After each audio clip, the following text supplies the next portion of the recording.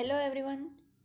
As per your syllabus of semester 1, there are two algae in first unit. That is sargassum, that is Spirogyra and sargassum. Spirogyra છે એને આપણે previous લેક્ચર્સમાં આપણે complete કરી લીધું. આજે આપણે સરગાસમ સ્ટાર્ટ કરવાનું છે. સરગાસમમાં આપણે સિસ્ટમેટિક પોઝિશન, એના જે એક્સટર્નલ અને ઇન્ટરનલ ફીચર્સ અને રિપ્રોડક્શન એટલું સ્ટડી કરવાનું છે. તો સૌથી પહેલાં આપણે એમાં સિસ્ટમેટિક પોઝિશન જોઈ લઈએ. સરગાસમ છે એ ક્લાસ ફિયોફાઇસીમાં આવે. ફિયોફાઇસીનો મિનિંગ એવો થાય કે આપણને ખબર છે કે આલ્ગી છે એના કલર ઉપરથી એને ડિફરન્ટ ક્લાસમાં ડિવાઈડ કરવામાં આવેલી છે. ફિયોફાઇસી આલ્ગી છે, બ્રાઉન આલ્ગી છે, અથવા તો એને યલોઇશ બ્રાઉન આલ્ગી પણ કહેવાય. એટલે કે જે સ્પાયરોગાયરા આપણે ભણી ગયા, એ સ્પાયરોગાયરા છે એ ખબર છે કે આપણે બ્લુ ગ્રીન આલ્ગી હતી, અને જે સરગાસમ છે એ યલોઇશ બ્રાઉન કલરની આલ્ગી છે. શું કામ હે? કેમ કે એ ફિયોફાઇસી ક્લાસમાં ઇન્ક્લુડ થાય છે. ક્રોમેટોફોર્સ આર યલોઇશ બ્રાઉન. હવે કોઈ પણ આલ્ગી હોય ને, એના જે કલર છે એ કલર કેની ઉપર ડિપેન્ડ કરે? તો કે એની અંદર જે પિગમેન્ટ્સ પ્રેઝન્ટ છે એની ઉપર. એ જે પિગમેન્ટ્સ છે એ પિગમેન્ટ્સ કેમાં આવેલા હોય? તો કે એના માટે એક સ્પેશિયલ ઓર્ગેનિલ હોય, એના માટે એક સ્પેશિયલ અંગિકા હોય, અને એ અંગિકાને શું કહેવાય? ક્રોમેટોફોર્સ. ઓકે, એટલે જે ક્રોમેટોફોર્સ છે એ યલોઇશ બ્રાઉન કલરનું હોય ફિયોફાઇસી ક્લાસના જે પણ આલ્ગી આવતી હોય એમાં. તો ક્રોમેટોફોર્સ છે યલોઇશ બ્રાઉન કલરનું છે, એનો મતલબ એવો થયો કે સરગાસમ છે એનો કલર પણ કેવો છે? Yellowish brown. Photosynthetic reserve laminarin and mannitol. કોઈ પણ ઓર્ગેનિઝમ હોય ને એમાં રિઝર્વ ફૂડ મટીરિયલ હોય. રિઝર્વ ફૂડ મટીરિયલ એટલે શું કામ હોય? કેમ કે જ્યારે પણ એને એવું કોઈ એન્વાયરમેન્ટલ કન્ડિશન આવી જાય, એવો કોઈ સ્ટ્રેસ આવી જાય, ત્યારે એવા કોઈ ઇન્વાયરમેન્ટલ સ્ટ્રેસ આવી જાય, એને ફૂડ ન મળે, એવી કોઈ પરિસ્થિતિ આવી જાય, ત્યારે શું થાય કે જે આ રિઝર્વ ફૂડ છે એ રિઝર્વ ફૂડ એને હેલ્પ કરે સર્વાઈવલ માટે. એટલે ફોટોસિન્થેટિક રિઝર્વ છે એ શું છે? લેમિનારિયન અને મેનિટોલ. આ એક ટાઈપના કાર્બોહાઈડ્રેટ્સ છે.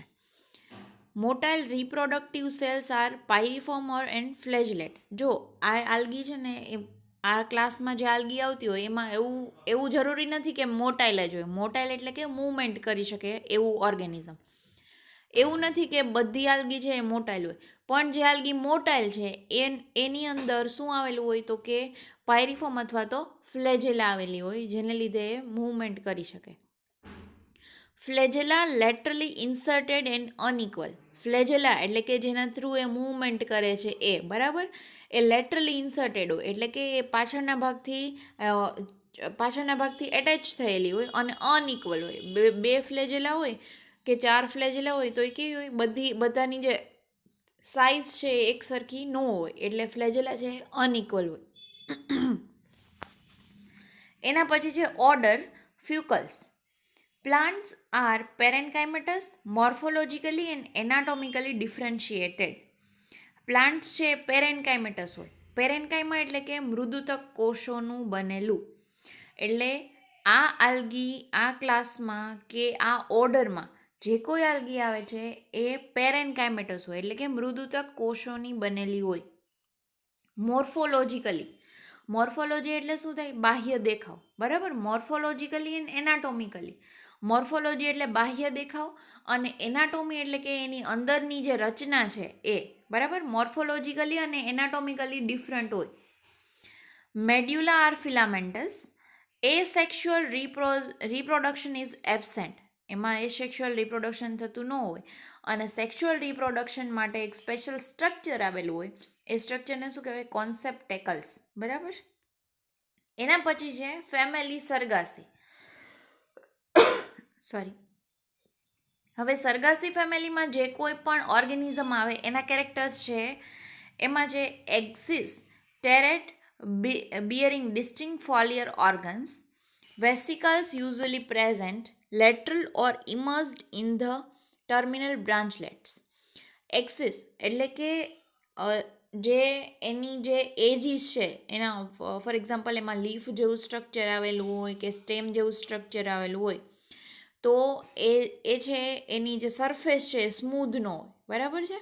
પછી એની અંદર ડિસ્ટિંક્ટ ઓર્ગન્સ હોય. ઓર્ગન્સ એટલે કે પ્લાન્ટની અંદર કેમ છે કે લીફ, સ્ટેમ, રૂટ, ફ્લાવર્સ, બરાબર. એવી રીતે આવા ટાઈપની જે આલ્ગી છે એ આલ્ગીમાં પણ અલગ અલગ ઓર્ગન્સ છે એ પ્રેઝન્ટ હોય.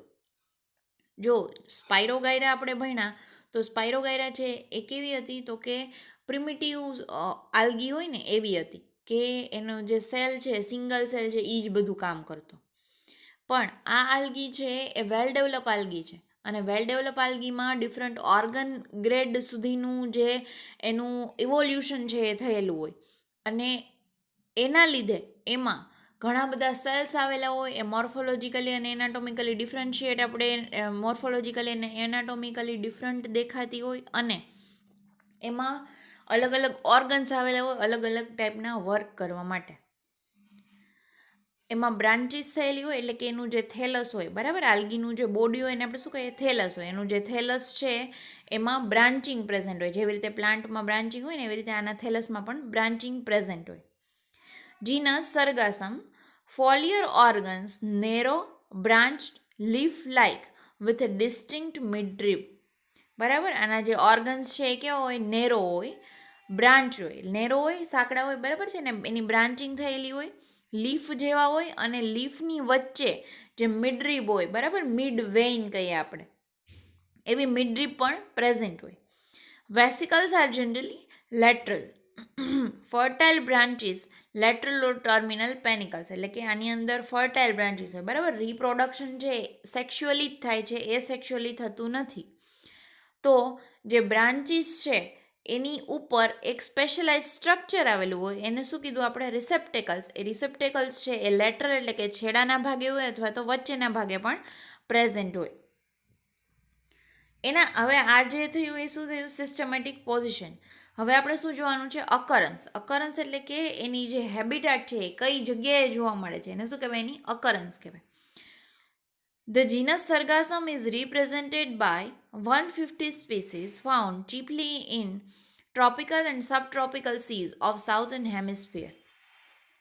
સરગાસમ છે એ 150 જીનસ, સરગાસમમાં 150 જેટલી જીનસ છે આવેલી હોય છે. એટલે કે એક સ્પીસીસ, એક જીનસ છે એમાં અલગ અલગ સ્પીસીસ હોય તો 150 જેટલી સ્પીસીસ છે એ સરગાસમની આવેલી છે, બરાબર. જીનસ એટલે જાતિ અને સ્પીસીસ એટલે પ્રજાતિ.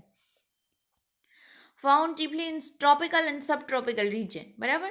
ટ્રોપિકલ એન્ડ સબટ્રોપિકલ રિજન એટલે કે એવો રિજન કે જ્યાં જેને આપણે કહીએ ને વિષુવવૃત્તીય, એવા રિજનની આજુબાજુ જોવા મળે મોસ્ટલી.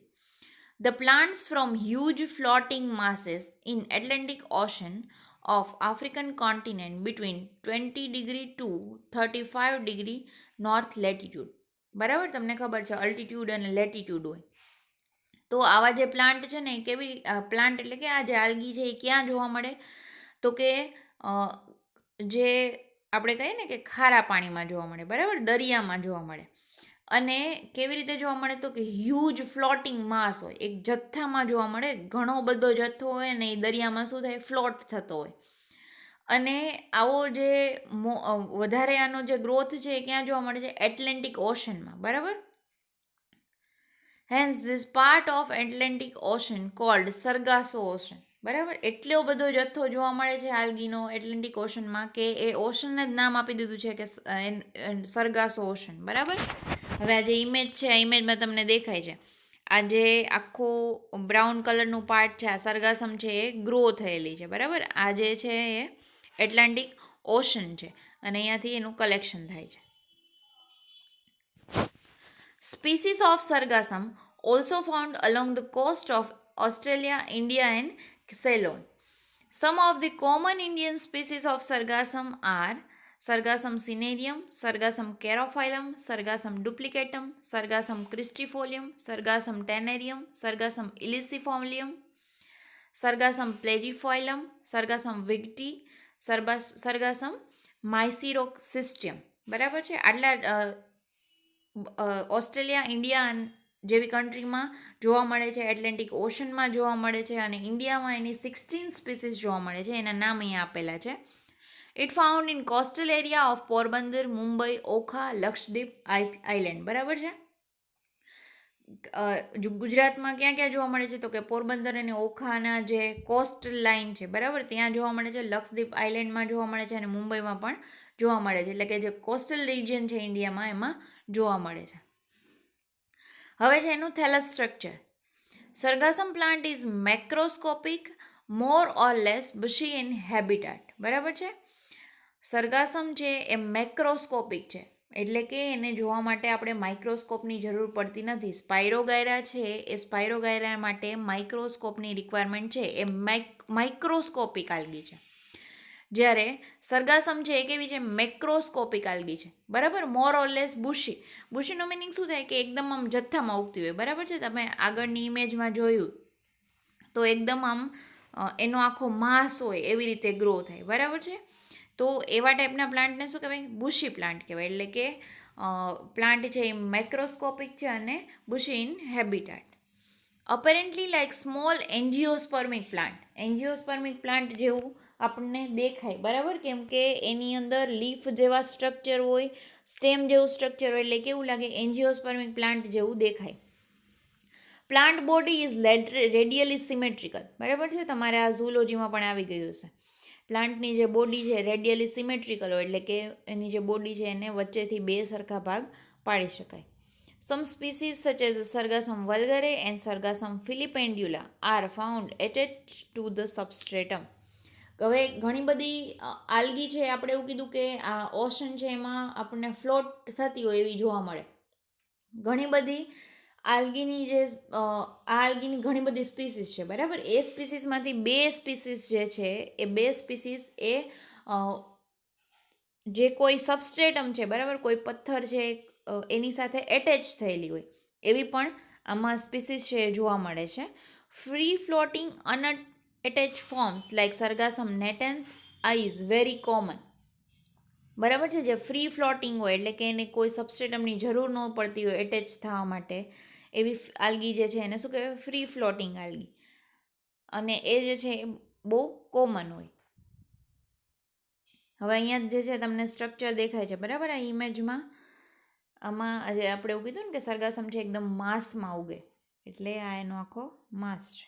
અને એની ઉપર જે આ લીફ જેવા સ્ટ્રક્ચર દેખાય છે, આ સ્ટેમ જેવા સ્ટ્રક્ચર દેખાય છે, આ રાઉન્ડ છે એનું જે એર બ્લેડર છે, એ તમારે હમણાં બધું આગળ આવશે. બરાબર. આ એનું સ્ટ્રક્ચર છે. એના પછી છે એક્સટર્નલ સ્ટ્રક્ચર. બે ટાઈપના સ્ટ્રક્ચર. બરાબર. આપણે અત્યાર સુધીમાં શું કર્યું? તો કે સિસ્ટમેટિક પોઝિશન પછી એનું અકરન્સ પછી એનું થેલસ સ્ટ્રક્ચર, અને થેલસ સ્ટ્રક્ચર પછી થેલસ જે છે એનું એક્સટર્નલ અને ઇન્ટરનલ સ્ટ્રક્ચર. બરાબર. તો એમાંથી આપણે પહેલાં એક્સટર્નલ સ્ટ્રક્ચર જોઈ લઈએ, એટલે કે એની જે મોર્ફોલોજી છે, એનો બાહ્ય દેખાવ કેવો છે એ આપણે જોવાનું છે. થેલસ ઓફ સરગાસમ ઇઝ ડિપ્લોઇડ એન્ડ સ્પોરોફાઇટિક. બરાબર છે. હવે તમને ખબર હોવી જોઈએ કે હેપ્લોઇડ કોને કહેવાય અને ડિપ્લોઇડ કોને કહેવાય. સરગાસમનું જે થેલસ છે એ ડિપ્લોઇડ છે અને સ્પોરોફાઇટિક છે. સ્પોરોફાઇટિક એટલે કે જે સ્પોરમાંથી જનરેટ થતું હોય તે. It is erect branch and is differentiated into holdfast, the main axis, and later bears many leaf-like lateral branches and air bladders. સરગાસમનું જે થેલસ છે એ ડિપ્લોઇડ છે. બરાબર. હવે સરગાસમ કેવું? ઇરેક્ટ હોય, એટલે કે જે પ્લાન્ટ છે એ કેમ ઊભા ગ્રો થાય. બરાબર. સીધા. એટલે કે સરગાસમ છે ઇરેક્ટ હોય, બ્રાન્ચ હોય, એટલે કે એમાં ઘણી બધી બ્રાન્ચીસ છે પ્રેઝન્ટ હોય. એને ત્રણ અલગ અલગ પાર્ટ છે એમાં ડિવાઈડ થયેલી હોય. એમાં સૌથી નીચેનો જે પાર્ટ છે એને શું કહેવાય? હોલ્ડ ફાસ્ટ કહેવાય. એની પછીનો જે પાર્ટ છે એને મેઇન એક્સિસ કહેવાય. અને મેઇન એક્સિસમાં ઘણી બધી બ્રાન્ચીસ હોય, અને એ બ્રાન્ચીસમાં લીફ જેવા સ્ટ્રક્ચર્સ છે એ પ્રેઝન્ટ હોય. હવે સૌથી પહેલાં જે છે એ છે hold fast. Hold fast is discoid or warty structure with the help of which thallus remain attached to the substratum. In some species, holdfast is stolon-like. હવે આ જે નીચેનું સ્ટ્રક્ચર છે આ બરાબર. આ જે છે એ હોલ્ડ ફાસ્ટ છે. હોલ્ડ ફાસ્ટ છે એનું મેઇન ફંક્શન શું, તો કે આપણે એવું જોયું કે બે સ્પીસીસ અત્યારે આપણા સિલેબસમાં છે કે એ બે સ્પીસીસ જે છે એ સબસ્ટ્રેટમ સાથે એટેચ જોવા મળે. તો એને એટેચમેન્ટ માટે કોઈ એવું સ્પેશિયલ સ્ટ્રક્ચર જોઈએ, બરાબર. ફોર એક્ઝામ્પલ પ્લાન્ટ છે, તો પ્લાન્ટ જમીન સાથે એટેચ હોય, તો એને જમીન સાથે એટેચ કરવા માટેનું સ્પેશિયલ ઓર્ગન છે. એ ઓર્ગન કયું છે? રૂટ. એવી જ રીતે જે આલ્ગી છે એ આલ્ગીમાં હોલ્ડ ફાસ્ટ નામનું સ્ટ્રક્ચર છે, અને એ હોલ્ડ ફાસ્ટનું મેઇન ફંક્શન શું છે, તો કે એ કોઈ સબસ્ટ્રેટમ સાથે આલ્ગીને એટેચ કરવામાં હેલ્પ કરે. ઘણી બધી સ્પીસીસ જે છે એમાં હોલ્ડ ફાસ્ટ છે એ સ્ટોલન લાઇક હોય. એના પછી છે main axis. Main axis or stem is erect, cylindrical or flattened, varying in height 15 to 25 centimetre. બરાબર. 15 થી 25 સેન્ટીમીટર જેટલી હાઇટ હોય. સ્ટેમ છે ઇરેક્ટ હોય, સિલિન્ડ્રિકલ હોય. બરાબર. અહીંયા તમને સ્ટેમ દેખાય. આ જે છે આ પોર્શન, આ શું છે? મેઇન એક્સિસ અથવા તો સ્ટેમ. આ હોલ્ડ ફાસ્ટ છે, અને હોલ્ડ ફાસ્ટ પછી જે છે એ છે મેઇન એક્સિસ ઓર સ્ટેમ. અને સ્ટેમ છે સિલિન્ડ્રિકલ હોય, ઇરેક્ટ હોય અને ફ્લેટેન્ડ હોય. But sometime it attains height more than metre as in Sargassum filipendula. Sargassum filipendula નામની સ્પીસીસ છે એની હાઇટ છે એ 1 મીટર કરતાં પણ વધારે હોય. બરાબર છે. એ ડિપેન્ડ કરે કે સ્પીસીસ કઈ છે. The main axis bears large number of primary laterals in spiral phyllotaxy 2 to 5. બરાબર. મેઇન એક્સિસ છે એમાં 2 થી 5 જેટલા લીવ્સ છે એ પ્રેઝન્ટ હોય. Primary laterals have unlimited growth, hence they also called long shoot. બરાબર છે. આ જે છે આ મેઇન એક્સિસ છે. બરાબર. એ મેઇન એક્સિસમાં અલગ અલગ બ્રાન્ચિંગ થાય. એને શું કહેવાય? Secondary lateral. મેઇન એક્સિસ છે એને પ્રાઇમરી લેટરલ કહેવાય. અને મેઇન એક્સિસ છે એનું પ્રાઇમરી લેટરલમાં કોઈ સ્પેસિફિક ટાઈપનો ગ્રોથ ન હોય, એટલે એનો ગ્રોથ કેવો હોય? અનલિમિટેડ ગ્રોથ હોય. બરાબર છે.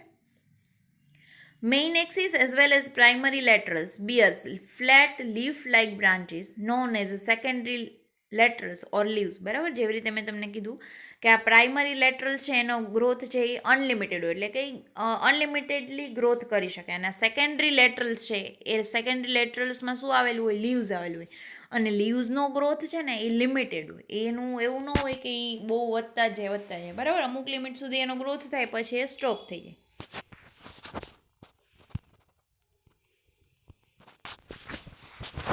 હવે આ જે સ્ટ્રક્ચર છે આ સરગાસમનું છે. બરાબર. આ અલગ અલગ સ્પીસીસ છે સરગાસમ જ, પણ એની જે સ્પીસીસ છે અલગ અલગ છે.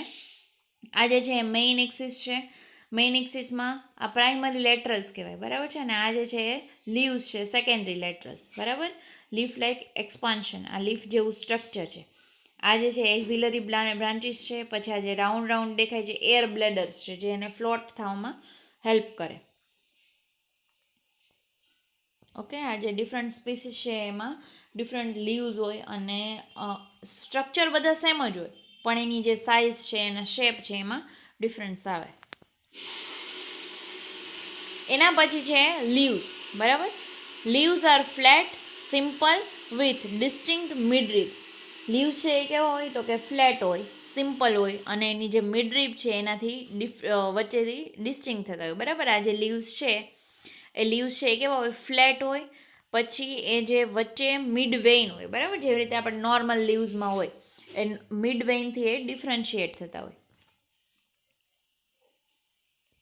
Sometimes the midrib is absent in Selaginella in Sargassum enerve. બરાબર છે. કે જે મિડરીબ છે એ ઘણી બધી આલ્ગી છે એની સ્પીસીસમાં મિડરીબ છે એ એબસેન્ટ હોય. The margin of leaves are serrate, dentate or entire. જે લીફની માર્જિન છે. બરાબર. આ જે પોર્શન છે લીફની માર્જિન, એટલે કે લીફનો જે છેડાનો ભાગ છે કેવો હોય? સેરેટ હોય, ડેન્ટેટ હોય, એટલે કે દાંતરડા જેવી હોય, કરવત જેવી હોય. બરાબર. જોઈ છે તમે બધા કરવત? તો એવી એકદમ સ્મૂધ ન હોય. બરાબર. સેરેટ કે ડેન્ટેટ હોય એની માર્જિન. જેવી રીતે લીમડાનું પાન હોય ને, એ લીમડાના પાનમાં કેમ કરવત જેવી એની જે માર્જિન છે એ સેરેટ કે ડેન્ટેટ હોય. On both surface of leaves, small pores known as osteoles are present. લીવ્સની જે બે સરફેસ હોય એ સરફેસ ઉપર નાના નાના પોર્સ છે એ પ્રેઝન્ટ હોય. એ પોર્સને શું કહેવાય? ઓસ્ટિઓલ્સ. બરાબર? લીવ્સની બે સરફેસ એટલે કે અપર અને લોઅર એ બે સરફેસમાં નાના નાના પોર્સ આવેલા હોય. એ પોર્સને શું કહેવાય? ઓસ્ટિઓલ્સ કહેવાય. These pores open in small flask shaped sterile cavities called cryptostomata or sterile conceptacles. હવે લીફનું જ્યારે આપણે ઇન્ટરનલ સ્ટ્રક્ચર ભણશું ત્યારે આવશે કે લીફ છે એ સ્મોલ પોર્સ એમાં આવેલા હોય. બરાબર? જેને આપણે શું કીધું? ઓસ્ટિઓલ્સ કીધું. હવે ઓસ્ટિઓલ્સ છે એ લીફમાં અંદર ક્યાં ખુલે? તો કે એક ફ્લાસ્ક શેપની કેવિટી હોય. તમે બધાએ ફ્લાસ્ક જોયો જ હશે. એક ફ્લાસ્ક શેપની કેવિટી હોય અને એ કેવિટીમાં ખુલે. એ કેવિટીને શું કહેવાય? ક્રિપ્ટોસ્ટોમાટા or sterile conceptacles.